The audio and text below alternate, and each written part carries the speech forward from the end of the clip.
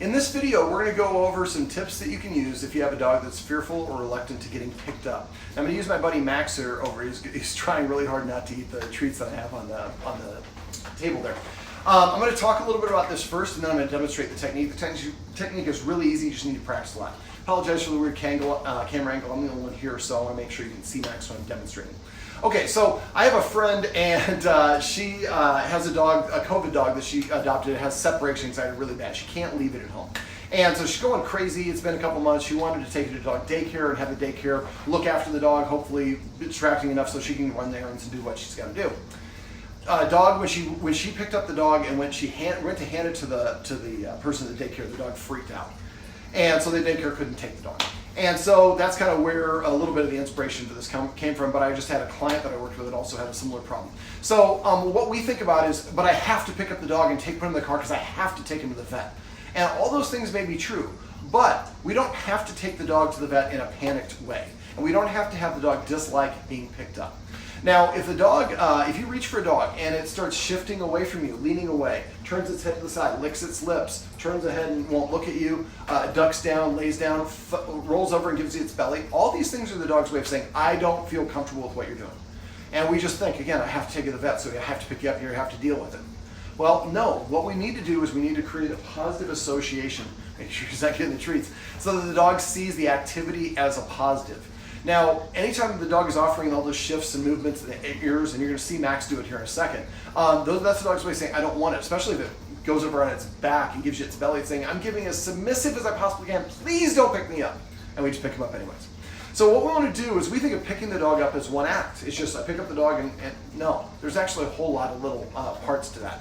Picking up, there's about 3 or 4 major ones. So the first thing is I'm going to lean and I'm going to look at the dog and I'm going to start the motion of reaching towards the dog. And so that's reaching is the first step. Second step is making contact with the dog. Third step is actually putting enough pressure so I can support and pick the dog up. And fourth step is actually picking up and then holding it to my body. Now again, 4 steps, we don't think it was a big deal, but the dog is saying at step 1, before I even make contact with it, it's if I'm leaning towards it and it's leaning away from me and I just keep going, I'm not listening. So what you're going to do in this stage is we're going to make it in small steps. And what you're going to see me do is leaning towards picking Max up, and then I'm going to stop and I'm going to make something really amazing happen for him so he looks at it as a positive association. Let me transition, I'll show you what I mean. All right, Maximus. So a lot of dogs, when they do this, they're going to kind of, like I said, they're going to turn their head away or back away or lower themselves or roll over. So what you want to do is watch for any of those signs. If you get any of those signs, that means you push too far. The whole point of this exercise is we start the movement and we do it up until the point where the dog starts to feel the tiniest bit of discomfort with it. And at that point we stop, we retract our hands, and then the dog gets rewarded, in this case with a treat. Make sure you have really good treats. These are what I call crack. They're Stewart's freeze-dried beef liver. Dogs fiend for them, which is why we call it crack. Now I've got them broken up into small enough pieces that are accessible here. Make sure you're ready to go. You want to kind of go bang, bang, bang, bang. All right, so here we go. So the first thing I'm going to do is I'm going to reach toward, I'm going to show you some of Max's body language to tell me that he's not comfortable with me picking him up. So I want you to watch his ears, his head movement, and lowering of himself. Right there. So you saw the ears shift a little bit, the head ducked a little bit, and then when I got to the ribs, he kind of started melting into the floor.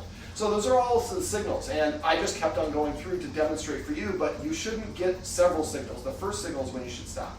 All right, so since he didn't like the reach, that's where we're going to start. That's where you should start at home. So, and when you're doing this, a couple of tips. Always end on a good note. Make these practice sections maybe 60 seconds, maybe 2 minutes maximum, but I suggest about 60 seconds, and do it at different parts. If you only do it here, dogs don't generalize well. So if you only practice here, you can pick him up here, but if you try to pick him up there, he might wiggle. Also, one last thing. If you are picking up and handing a dog to somebody and they're wiggling, now this is more for something we go over in puppy classes, but if that wiggle stops you from, and you pull the dog back, you're kind of telling the dog that wiggling, protesting worked. Now again, the whole point of being force-free is we don't get to that point. But if you are in an emergency situation and you're handing a dog to somebody, especially if it's a puppy that wiggles, wait for it to stop wiggling before you put it down. But again, if it's fearful, you should be using this technique. All right, so the first thing I'm going to do is I'm going to reach about a couple inches, and I pull my arms back, and then Max gets a treat. Really hard, huh? Reach again. Now his ears shifted a little bit. So, and I'm going to just spell this out step by step. So the first step I want you to do and to be a success is you're going to reach your hands up, maybe about 2 to 4 inches towards the dog, pull it back, and give the dog a treat. And you don't want the dog to turn its head to the side, ears oscillate, melt to the floor, none of those things. So you want to do that about 3, you want to probably get at least 5 in a row before you go to the next stage. And so now I can go, now after that one, I would maybe reach halfway distance between me and the dog and pull my arm back and give the dog a treat. Ears flickered a little bit, so I'm not going to give him a treat for that one. I'm just going to stop her and reset. There we go, no ear flicker. And poor treat delivery skills by me.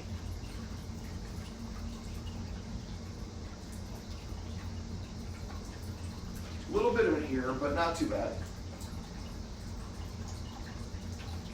And so a little bit of this exercise is we're earning the dog's trust because we're not picking him up just willy-nilly. And I go all the way back, bring my arms all the way back to neutral, what I call it, and before I try again. And so you saw his ears flip there, so I just pull back, and now I'm going to go right about parallel with his head. That's where his marker is, and he's not comfortable with this. So again, the first time you do it, I want you to just get like about 10 or 15, but you'd ideally like to get about 5 in a row before you stop and reach and pull back. Just anywhere from 1 inch to like 6 or 12 inches, depending on how severe your dog's fear factor is. Then after that, rub your dog's belly, take it for a walk, do something fun, and let it kind of relax a little bit. Then practice this at a different location. This time, let's say the first time you only made it 3 inches. The next time you do it at a different location, maybe try to go to 4 or 5 inches. And eventually to 8 inches. And keep on going to a foot, and then eventually you're almost here. And again, this is something that probably will take several practice sessions. Eventually, when you actually first make contact, I like to make contact with the shoulders. So I reach here, I touch, pull my hand back, give the dog a treat. And then the next stage for this one where you're touching is I touch, now I leave my hand there for about 1 second, pull back, give it a treat. So the first time you touch, you want to make sure you touch the dog doesn't oscillate at all. And then that might take several times in a row before you touch and the dog's there. Then you want to start touching and holding like this for 1 second, 2 seconds. And you see Max is pretty relaxed on this whole situation. So the first stage is just reaching a little bit towards it. Second stage, if your dog's very fearful, reaching maybe halfway, 3/4. That might take several sessions before, depending on how fearful your dog is. The next stage after you get done reaching is when you can actually touch your dog. And when you're doing the reaching, at the very end, you're going to be able like this, and you're going to be like 1 inch away, and you're so tempted, but don't. If you go at the pace, you can eliminate this problem for good. If you cheat and cut corners, it won't be as effective. So once you get to the point where you're touching here and the dog's comfortable, then I usually touch and I move a little bit down and pull back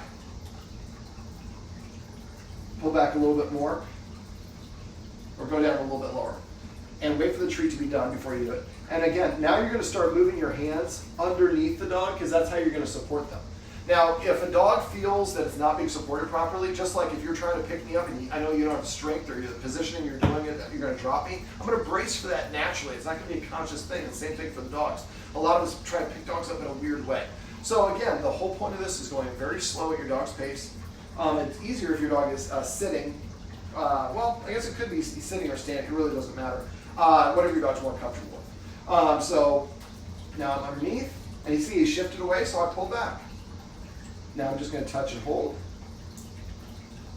Touch. Treat. Touch. And he's lowering his head. So again, this is a demonstration video. When your dog lowers his head, then back up a couple steps and practice again. The last stage is you're going to get your hands underneath, and you're actually going to kind of lift him up. I usually lift him into a stand first, and then I gradually pick them up. And then when you are going to hold them, I find that having a hand underneath their arms can help if you have a small dog like Max and you want to put him on your lap. Don't, again, hold him in an awkward position because it's going to make him feel uncomfortable. He's not going to trust the process, and he's going to therefore have a negative association. Max would look up at you right now, but he's a little bit wondering why he can't get all the rest of these treats. All right, Maxwell. Well, this is Max. Can you pound it? Max, pound it. This is the part where you show off. Pound it? Yeah, he will for a treat. This is Max. And these are some tips and tricks you can use if you have a dog that does not like being picked up. You're pretty good there, buddy.